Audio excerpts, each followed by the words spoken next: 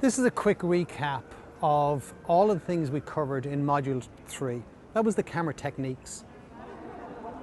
So we're out in the wilds of the city, and we're going to make sure that you've chosen all the correct options. So on the outside of the camera, we want to be careful with all the switches. Autofocus switches, anti-shake. We want to just make sure that those physical switches have not been left in a place that they're not good for what we want. So just do keep an eye on that. Make sure that the camera is on, and also that your lens cap is off, because if you have the lens cap on, you could literally miss a shot. Between that, down, off, the shot's gone.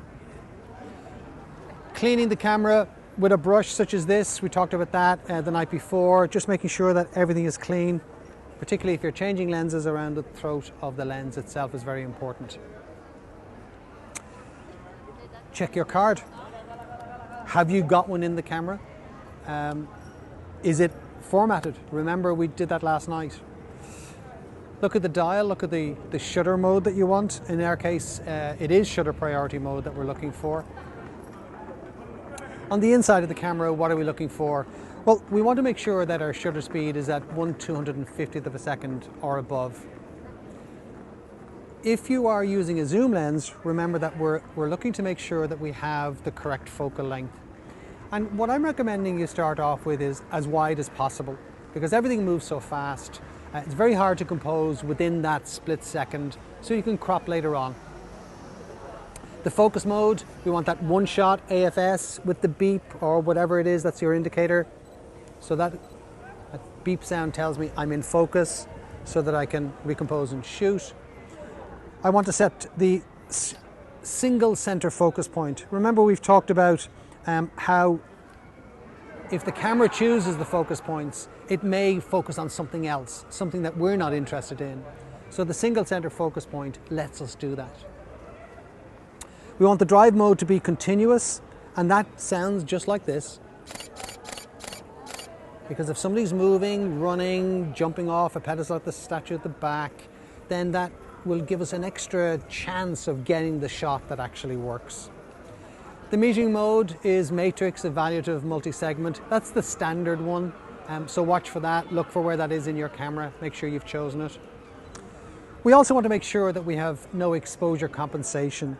So in this camera, it's telling me that the dot's in the middle, which means that the camera is correctly exposing. The white balance to auto, usually the best. If you are under lighting conditions such as a cloudy day, you could set to cloud, but white balance just kind of covers everything. And if we're going to change to black and white later, then we can do that. ISO, auto ISO, very handy, just making sure that the shutter speed is able to be maintained at that high level. We're going to choose RAW plus JPEG as well. And if you've not done RAW before, remember that we have these options where any photos that we have taken are going to be black and white if we choose the mono black and white option in the camera. The JPEG goes black and white, we see that on the LCD, but the RAW file stays in full color. So those picture styles, remember, mono, black and white, monochrome, whatever it is your camera calls it. I also want you on your own field trip to do a high ISO shot. Go to the very highest one you've got, and then let's have a look and see what we can do inside the software for the noise reduction later.